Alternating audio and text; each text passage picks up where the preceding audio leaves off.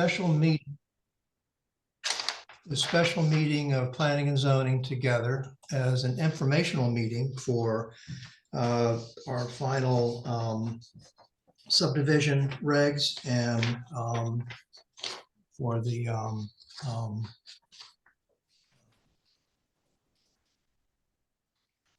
regs for the Conservation. conservation. Thank you. Thank you very much. And Glenn, I'm glad to see you here.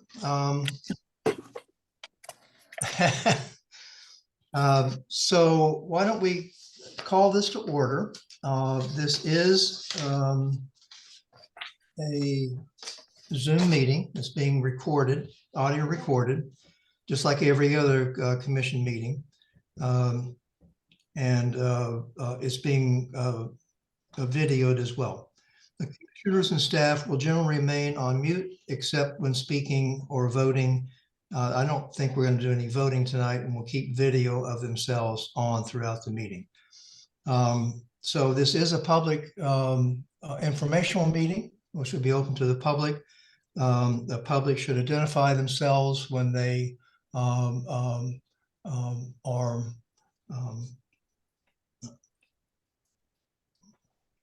can speak, and don't interrupt, and we'll move through. So roll call. I see Shelby is here.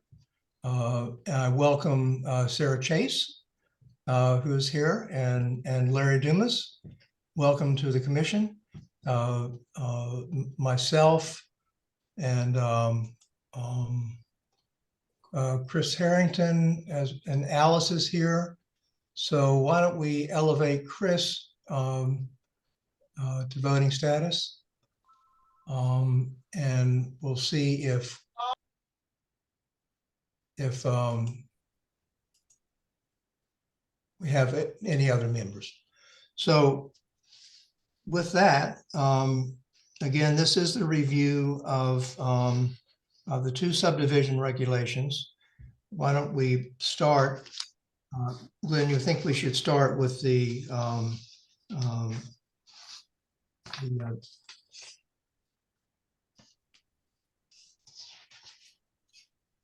yeah, I think if it helps, I put together a PowerPoint. So if it's okay with the commission, I'll start the PowerPoint and just give an overall summary of what we're here tonight to talk about. Does that sound like a plan? Getting thumbs up, is that? Yes, sounds like a plan. Let's do it. All right. So we're here tonight to a public informational meeting to talk about some regulation changes which the commission is considering. I think this is part of a program the commission's been working on in terms of updating zoning regulations and the subdivision regulations. Earlier this year, the commission adopted modifications to the parking regulations, to some provisions related to senior living, allowances for reasonable accommodations for federally protected rights, camps and special events, and then also for accessory dwelling units. Now the commission is looking to move ahead with some additional changes. One of them is the subdivision regulations, which is an entirely different set of regulations than the zoning regulations, but also a modification to the conservation development provisions in the zoning regulations overall. And the purpose of tonight's meeting is to get input and feedback on those changes. So the information has been posted on the town website. The regulations have been available for review. And people, if they haven't seen them, they can listen to the presentation, or they can go to the town website, pick up the information there. It's on the Planning and Zoning Commission webpage, and clicking in the application package information on the right-hand side of the page will bring you to the relevant documents that we're talking about here this evening. So the first major regulation which the commission is discussing and considering is a complete redraft of the subdivision regulations. Subdivision regulations regulate the creation of lots. Essentially what this is and what happens is the commission is acting really as almost a consumer protection agency to ensure that lots which might be sold by a developer to people who would like to buy or build houses, to make sure that those lots are buildable, that public improvements will in fact be constructed, and the public health, safety, and welfare will be protected as part of this process. The current subdivision regulations hadn't been updated in quite some time. There were some provisions which really still were not in compliance with state law. And so we wanted to try to update the regulations to make them user-friendly, et cetera. Address current development issues which tend to occur with subdivisions, and provide for best management practices overall.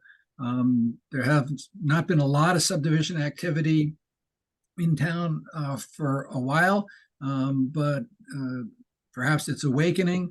Commission established a moratorium to give them time to review and update the regulations, and this redraft is part of that process. The regulations themselves break up into sort of 4 key parts. The first of which is an introduction and definitions or interpretation section of the regulations.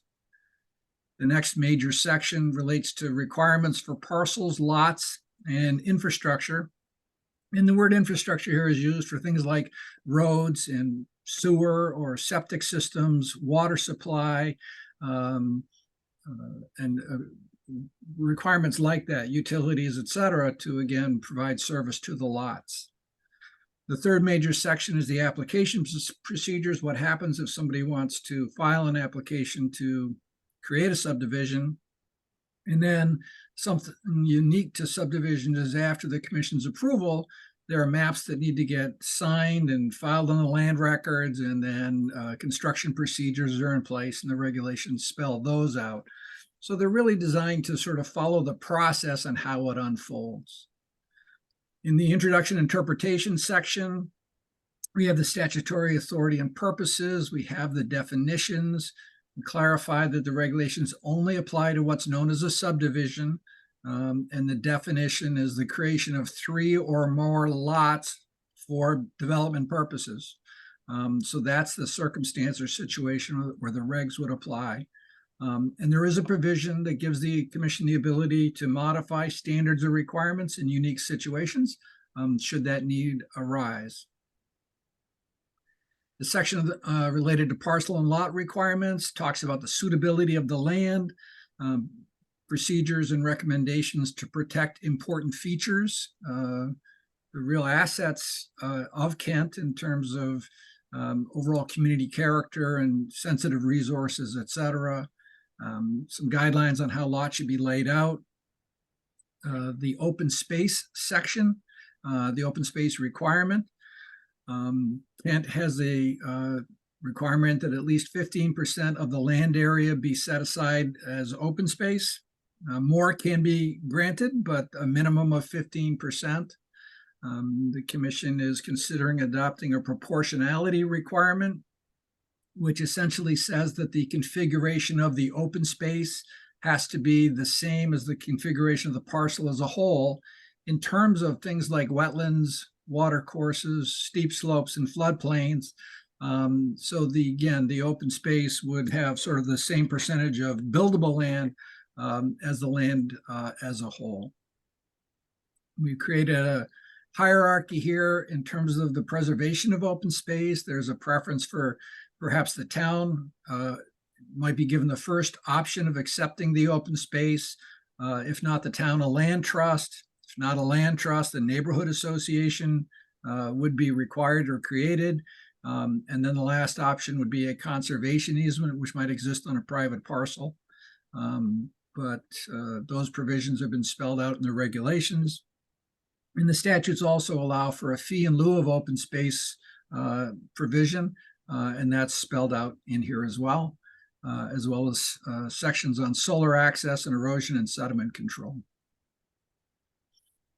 The infrastructure requirements section includes the standards for road design in terms of the width of the road, the surface treatment, the maximum steepness of the road, issues like this, provisions for driveways, requirements for sewage disposal and water supply to be in compliance with the state health code, provisions related to stormwater drainage to ensure that adequate provision is made in this day and age for storm events, and then other situations related to wired utilities, sidewalks, paths, fire protection, and also for street trees. At that point in time, the subdivision design has been completed, and then the procedures are spelled out here. What happens with an application, what needs to be provided to the commission as part of the application process. There's an appendix to the regulations which identifies specific requirements for maps and plans. And then the post-approval procedures in terms of map filing, and if a financial guarantee is provided, requirements for that. And then also construction procedures in terms of completion of the road and other improvements in an acceptable fashion, possibly leading to acceptance of the road by the town of Kent. So that's sort of the overview of the subdivision regulations. So now I guess I need everybody to switch gears for a moment, because now we're switching over to the zoning regulations. And modifying the provisions for what are known as conservation developments. In what this is it's a special type of residential development. In a conventional subdivision scenario, it might be a situation where the parcel of land is cut up into lots, and 15% of the parcel might be preserved as open space. In a conservation development, some of the sensitive natural resource areas would be preserved, and the homes might be clustered in other parts of the parcel. And the end result in the regulations for Kent would be that 40 to 50% of the parcel would be preserved as open space in these types of situations. So these are the regulations which are configured to help make that possible. Kent requires conservation development in the rural district. That's the default starting position here, because in that area, there are many sensitive resources, and we would like to preserve those resources to the extent possible. The other scenario is that the regulations allow for conservation development in the village district. And for some time, Kent had two approaches, one that applied in the rural area and one that applied in the village area. And the goal of the commission here was to increase consistency between those two approaches. And so the commission's been working on merging those regulations together to create a new regulation, which is titled here Section 6700, and that's what the commission is considering. The key thing I think to think about with regard to this is that there is a process involved where the design of the subdivision would start off with an assessment of the parcel and its environmental features and natural attributes. And that would then form the basis for how the open space areas would be preserved, and areas that would have the most potential for development in that scenario. And again, the requirements do indicate that 40 to 50% of the parcel needs to be preserved as open space. The regulations do provide for some flexibility in that if affordable housing is going to be provided. And there's commission is considering the possibility of providing for a density incentive in the VR zone as part of a conservation development as well. So those are the regulation changes. The current schedule that the commission is working on is in December, based on the input we get here tonight, to refine the regulations, set them up for a public hearing in January, adopt them in January or February with an effective date, and then come February, lift the moratorium on the subdivisions or let it expire, so that subdivisions could occur under the new regulations. So with that, I think I'll turn it back to Wes, turn it back for public comment and input. And people have additional thoughts. Just as a quick aside, there are 2 additional provisions what the commission is going to be considering over the next month or so. One of which is related to the subdivision regulations. It's possibly a change to the zoning regulations to say that a certificate of occupancy will not be issued in an unfinished subdivision. And this is intended to create a situation that the construction of the roads and the drainage and other improvements would need to be completed for the town to be able to provide fire protection, et cetera, in that subdivision, and that needs to be in the zoning regulations. And then the other possible additional change, the state has modified the regulations on daycare or they now call it childcare. And towns are supposed to have made their regulations compliant by December 1st. Well, we're not going to make that, but we're going to talk about those changes next month. So I think with that, Wes? Glenn, thanks so much for your input here. This has been a lot of hard work, and it's a nice presentation. I know that there's been some public comment, and the public is here. There were 2 that Justin Potter submitted a comment which contained 70 pages. It was quite extensive. But and Yos as well, that these are taken into the public record and will be considered when we write the draft. But perhaps these 2 gentlemen would like to speak on that as well as the other public. So I would open this up now to the public to voice any concerns or any praises or what have you. If you'd raise your hand or simply identify and to be recognized and state your name as well. Justin. Hi there, I'm Justin Potter here.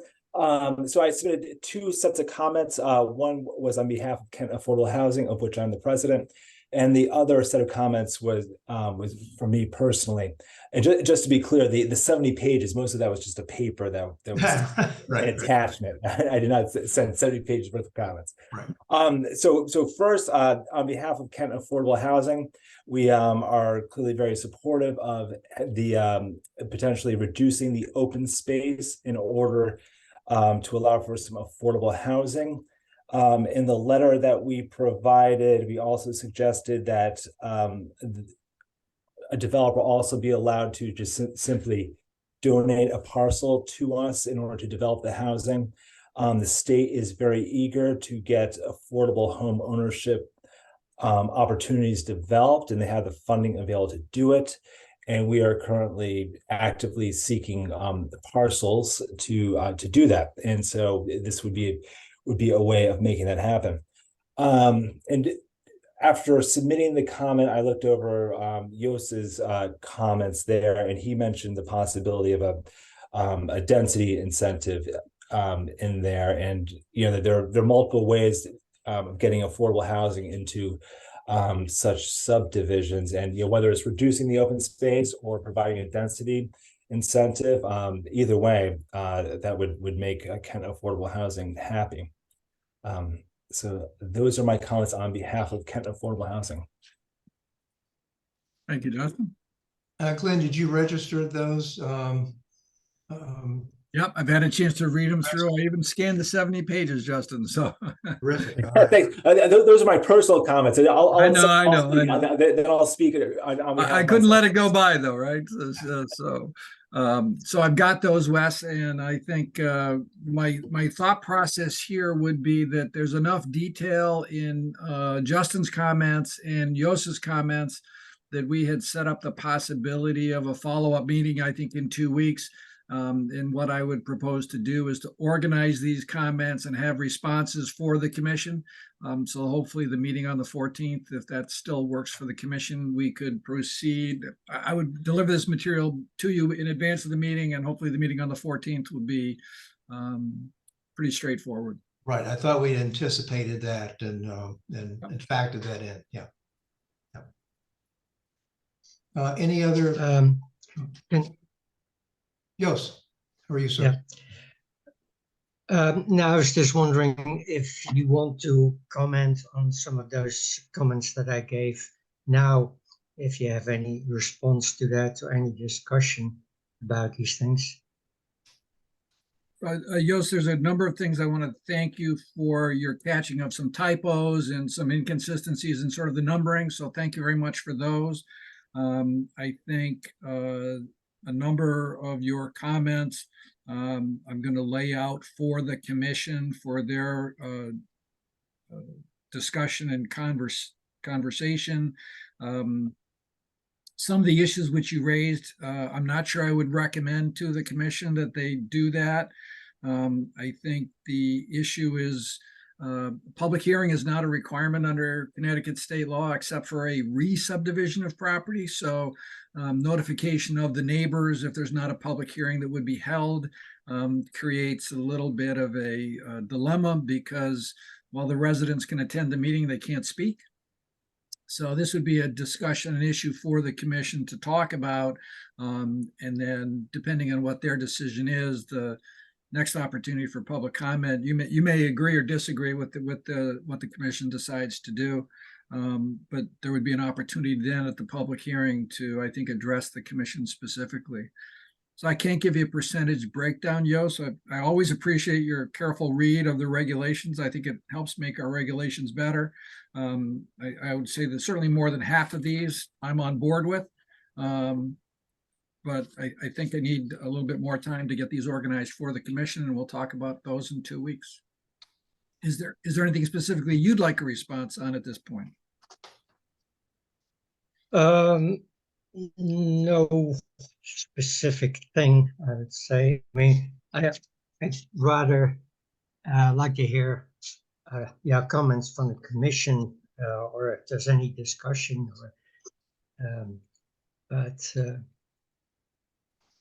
I've given my comments written down, so that's my side.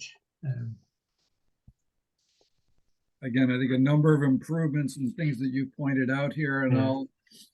I'm sure you're familiar with the format we've used with the commission before. It's sort of a 2-column format, which is your comment and then any observations or anything else that I have to offer, and then a recommendation for the commission in terms of what to do.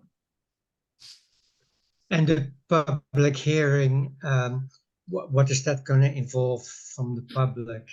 It would be much like tonight, Jos, in terms of tonight's an informational meeting to get comments so that commission can make changes, if you will, before they pull the trigger on what goes to public hearing. The public hearing date, I think we're anticipating at this point in time is, help me out here, was the 18th of January? Yeah, thank you. Lucky guess on my part. January 18th would be the public hearing. Much like tonight, it would be a summary, like a PowerPoint, if you will, about the regulation changes, probably the same level of detail. And then we would open up for public comments, and this would be part of an official record. After the comments had been submitted, the commission would close the public hearing and then decide how to proceed with the application and the comments themselves.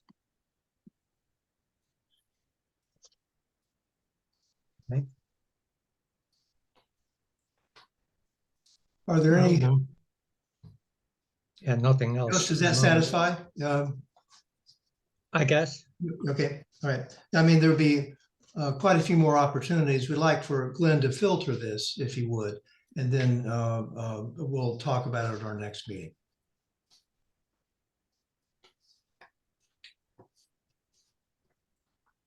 Is there anyone else in the public that would like to comment on this?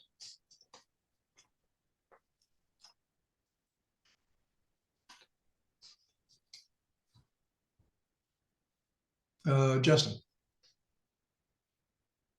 Yes, Justin, Justin Potter here. I'm speaking on my personal behalf. So with the proportionality requirement with regards to sort of preserving different features, what was the rationale behind proposing that?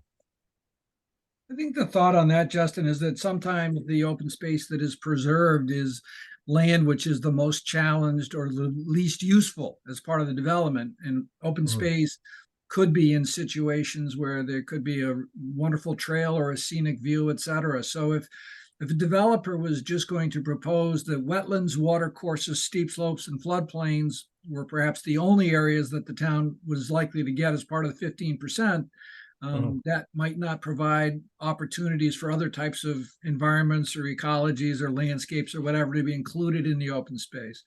So the commission wanted to start off with a proportionality requirement to say the base condition would be if 40% of the parcel is wetlands, water courses, steep slopes, or floodplains, and 60% is, quote, buildable land, then of the 15% of the land that is going to be the open space, it needs to reflect that same 40-60 percentage. And then if somebody wants to give more land as open space, which includes, again, wetlands, water courses, steep slopes, or floodplains, they certainly could. But the basic requirement was to try to create more of a diversity of landscapes that would become part of the open space system. Yeah. It sort of raises the question of what is the objective of preserving the open space. There are many different things. You could preserve open space for recreational uses, but I think sort of nowadays the main reason for preserving open space is to sort of preserve and promote certain ecological features and biodiversity. So in my personal comments, I think a key part of sort of identifying what makes the most sense from an ecological and sort of biodiversity perspective is to have a professional who is qualified in those sorts of areas to provide an assessment of the full parcel, and then from their assessment do the open space configuration. Because sort of first and foremost, it seems the science suggests that keeping that open space contiguous is the best thing you can do, and someone who's qualified to provide that sort of ecological assessment would help sort of configure that, and would likely say that, all right, let's keep it together, not preserve a steep slope over here, the wetlands over there, and a bit of an open field over here. So I think Kent does have some history on that. Back in the 80s and 90s, when subdivisions were happening left and right, there were several groups. King's Mart is one that rings a bell, that a lot of the developers were required to go through this. So this is not something new. Yeah. I think Justin's comment, I think, is a good one, which is that currently there's a fairly broad array of resources that we request be considered as part of the formulation of how the parcel will be approached, both from a conservation perspective, but also from a development perspective. And conservation biologist was not included in that mix. So I think that certainly at a minimum, that should be included as somebody who can perform that analysis and bring that to the commission. I don't necessarily think to the exclusion of others, but certainly provide an array of options for property owners to consider. And Kent's fortunate because we have a number of organizations, the Land Trust, the Housatonic Valley Association, Conservation Commission, who can also weigh in on this and provide comments. So I think it's a different way of thinking the way subdivisions were done in the past. It much more starts with the resources and capability of the parcels. And that's the approach to guide how it might be configured. So I think the more expertise we can get into that conversation, the better off we'll be. So are we talking about like we're going to make a regulation or add into the regulations that say someone proposes a subdivision that they would have to hire someone? This would be an added cost to them? Not necessarily, Chris. The regulations are set up at the present time that indicates that a landscape architect, civil engineer, or surveyor could perform this analysis. Yep. Based on Justin's comment, we're going to add conservation biologist into that mix. But really, a subdivision is not going to get to the commission onto your tabletop unless it's had an engineer and a surveyor involved in it. Yeah. So all we're asking them to do is to expand their thinking that it's not just about creating the lots and the development. The issue is talk about the totality of the parcel, its resources and strengths and opportunities to preserve open space and create functional building lots. So I think it's a more well-rounded conversation, driven by what the land says, and I think that's the value of the approach. That part I understand, and I understand that we won't even see it until it's already passed its hurdles to get to us, which is, land surveyor, septic engineers, things like that first. But I would think that throwing in a land biologist would add cost to a subdivision. Yeah, it's Chris, it's not a mandate. It says that whoever is going to do this analysis for you has to have the qualifications in these boxes. And right now, conservation biologist isn't even listed. So we're going to add it in as being an option for consideration. Okay. But if somebody said, well, I'm just going to have my engineer do it, as long as they do a good job, then it's fine. The regulation does contain a provision that says if the quality of the analysis does not meet the commission's expectations in terms of a thorough review of the project, then they can have it done and charge the applicant for it. So that's really a way to say to the applicant, do a good job here. We want you to incorporate that into your thought process. And I think that my experience over the years with this type of development approach, it really does produce a much better plan, much more thoughtful plan. And I'm hoping to get the same result with Kent. So and when I suggested that, I was also thinking that it could be helpful for the developer in terms of heading off potential challenges to the subdivision plan if they show that they've sort of thoroughly considered, all the things that folks are concerned about. Because Lord knows that there are plenty of places along the way where subdivisions could be held up. So. Good point.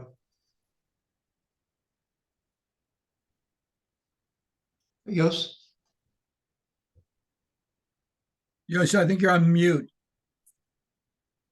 Yos, There you go. Yeah, I think it's also important to bring all this information in early in the process, because once they've spent a lot of time on doing the engineering, they don't really want to change the plans anymore. So you have to do this early on. I do think that the process section of the regulations does start off and lays out a preliminary plan procedure. So section 5B of the regulations really encourages people to do their analysis, come to the commission, and at a bubble diagram stage, kind of settle in, if you will, on what the land is telling us, and then proceed with that. If somebody doesn't want to do that, the regulations don't require a preliminary plan, but I think it would be, not perhaps the wisest move for an applicant, particularly for a larger parcel of land, not to take advantage of the preliminary plan procedure. So that's certainly our hope as well. Well, it seems to me that given the world's concerns about what's happening in terms of climate and the connections between building and living and emissions and those kinds of things, I think requiring a biological conservation, I forget the exact term, would help us to look at more than just whether or not the slope is stable that would support a building, but how the construction would affect us, the community, and the environment in a larger sense. Yeah, so on the conservation subdivision approach,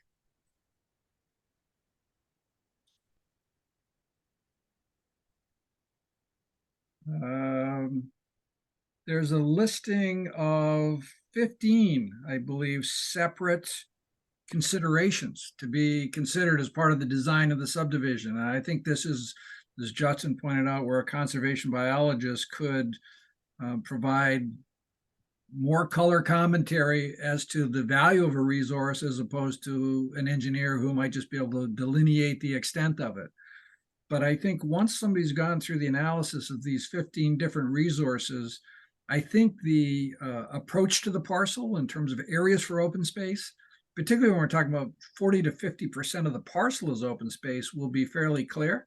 And then the other areas where houses could be carefully sited away from sensitive resources, I think would hopefully pop out as well. So I think it's a new approach, but I think it'll give both quantity and quality of information for all of these, and I think that's a great step forward.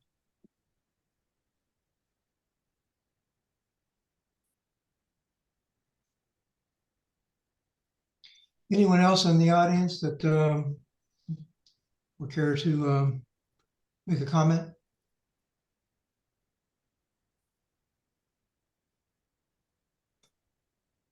All right, well, Sarah, did you have your hand up? I do. Is it, Wes, is okay if commissioners make comments at this of stage? course, absolutely. I just had two quick questions. One, if I understand it correctly, the last subdivision regulations took place, the review of them was in 1995. Do we have some way of sort of seeing what upgrades and what changes were made since that last, since the last overview of the regulations? Since it was a comprehensive rewrite, Sarah, that basically everything was moved around, it really wasn't possible to create a red line version. So we've been working on this with the commission. I think the first edition of this was issued in February of last year. And so we have been keeping track of red line marking of changes since that time.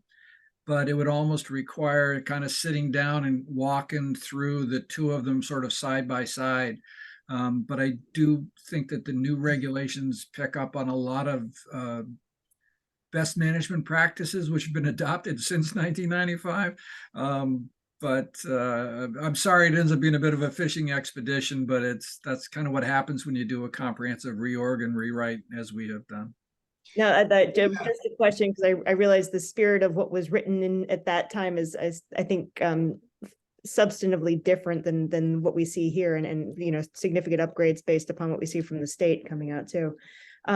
With that same question as the primer to this one, do we need to task ourselves as a commission to sit down and redo these on every 10 years, or should we hold ourselves accountable to a review of them on some sort of schedule? I don't know that you need to on a regular basis. I do think 25 years or perhaps almost 30, if you will. Maybe that's a tad longer than is necessary. I think Ty and Donna have over the years keep track of changes in state law, state statute. You've got an excellent town attorney in Mike Ziska. So the things that are happening that you need to be paying attention to right away, they'll bring it to your attention. I would say maybe a 5-year just review, and particularly if you've had problems or issues that have occurred with subdivisions. Again, the economy after the housing bubble in 2006 basically kind of shut down subdivisions for a while. So some towns have done exactly what Kent is doing, is taking this time to review and update the regulations. So I would encourage that, but I don't have a specific year time frame. I would say maybe 5 to 10, I think, just to go through and say, I don't know, are these doing what we want them to do? Are there any new and exciting things we should be considering? Would be a reasonable approach. Okay. Thank you. It also doesn't mean that from time to time, if we see a regulation is not going the way we thought, that we would revisit it. Just not in a rewrite, but in a specific clause or part. Yeah, and I would guess too, some of that will be mandated by what the state says is where we have to be compliant and up to code. So That's daycare right there. That's exactly what they've done. Yes, Sarah.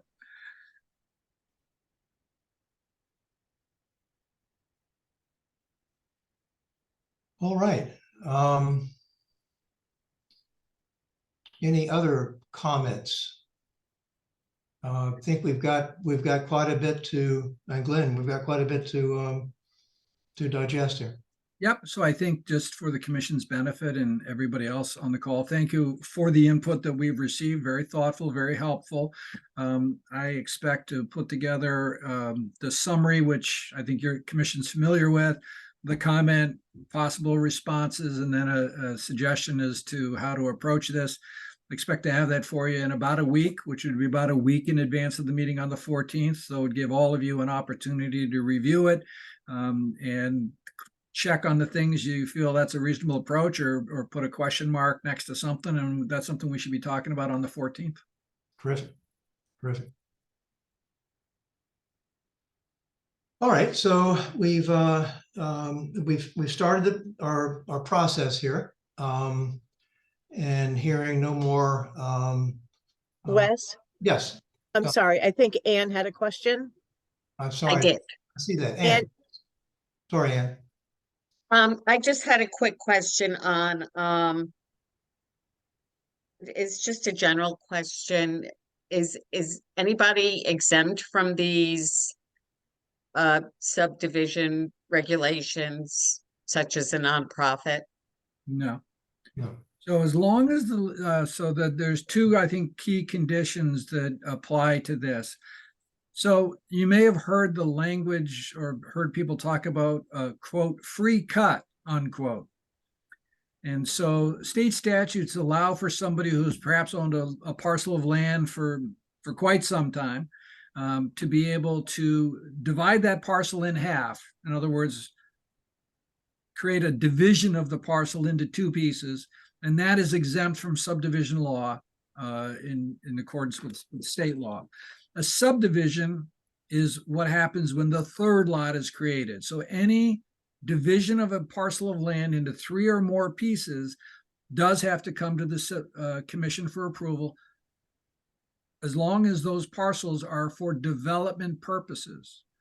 If somebody is cutting a parcel in half and half the land's going to go to open space or the land trust and the other half is for development purposes, then that does not require commission approval. So it's the division of a tractor parcel. I can't believe I'm citing the statute here, but it's the division of a tractor parcel of land into 3 or more pieces for the purposes of development, and excludes agricultural, conservation, or municipal purposes. So hopefully I didn't complicate matters in, but that's the synopsis. Thank you. You're welcome.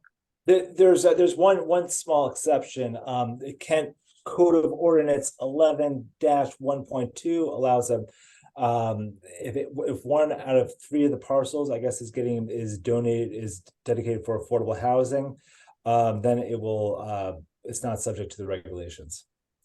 So, but we are not aware of any situation where this ordinance has actually been used, unfortunately. That's interesting, Justin. I wasn't aware of that. And the only thing is, I don't know that the town can exempt itself from state law on that. But the way around that is that the land would get deeded to the town, who then deeds it to the affordable housing, and then it's municipal purposes, and then you're good to go. So, Ty, could you send me that tomorrow? That ordinance? Let me just take a quick peek at it and run it by subdivision regulations and see if I need to talk to Mike about that. Justin, thanks for bringing that up. I want to make sure that we're synced as well as we can. Yeah, I'll send it to Ty right now. Yeah, wonderful. Thank you very much. What was that ordinance number again, Justin? 11-1.2. And I guess Justin, Glenn, also, does this have any impact on section 8-30G? That's a real whole separate, that's the, Sarah's talking about the land use appeals, affordable housing appeals process. And that's kind of independent of this. Somebody could come along with an affordable housing development, either as a subdivision or as a different, a common interest community or planned development or something else like that. And so because of the affordability requirement, meeting the thresholds in 830G, they would not have to comply with some of the zoning standards on minimum lot size and some other stuff. But the commission would still have to perform its subdivision function in terms of ensuring the buildability of the lot. You couldn't create a lot that couldn't support a well or a septic system and say, well, we're protected by state law. That's not the case. So the two would have to dovetail together with each other, but the subdivision process, the approval of the map, the guarantee with regard to the creation of drainage and other public improvements would be independent and be part of the subdivision approval process. Would you recommend that we make that more clear in this document then? And I don't think we need to. I mean, I think the zoning regs, some towns have separate planning commissions and zoning commissions. So those two regulations exist independently of each other. 830G is this whole sort of different wild card thing that would integrate into the other two procedures. So I don't think we need to do that. I think that should that circumstance arise, we would go through the subdivision process knowing it's an 830G, and that would guide what the commission could or could not do. And it's probably a scenario where Mike Ziska town attorney, the commission's attorney, would help us out with that significantly. Good question, thanks. Yeah. Yeah, that brings me to the point of, I've forgotten to mention that, about what do you do with multifamily housing or two-family houses? You haven't approached that, and also planned unit developments or common interest communities. Yeah, those are not mentioned, and I think they probably get a whole different approach, right, in the conservation development. How do you deal with those? No, I don't think they do, Yost. I mean, I think I saw that on your comment. Thank you for that. But the regulations do allow for the creation of a common interest community. So if you got a pen or pencil handy, 6740 number 4. Right. Allows for the creation of a common interest community or a subdivision of the land.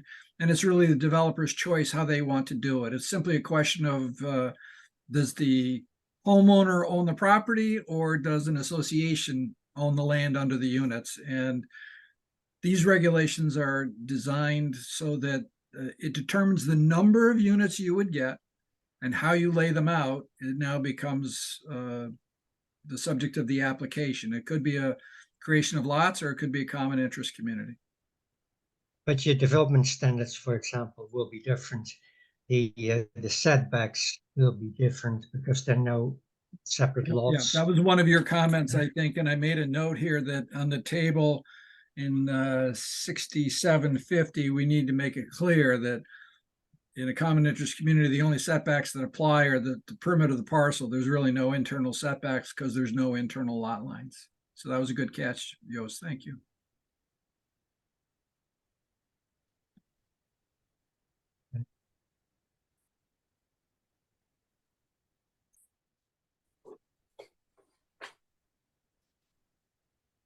All right, so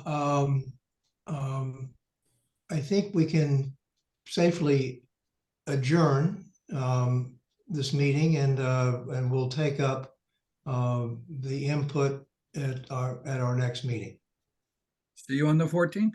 on the 14th. I make a motion to adjourn. Second.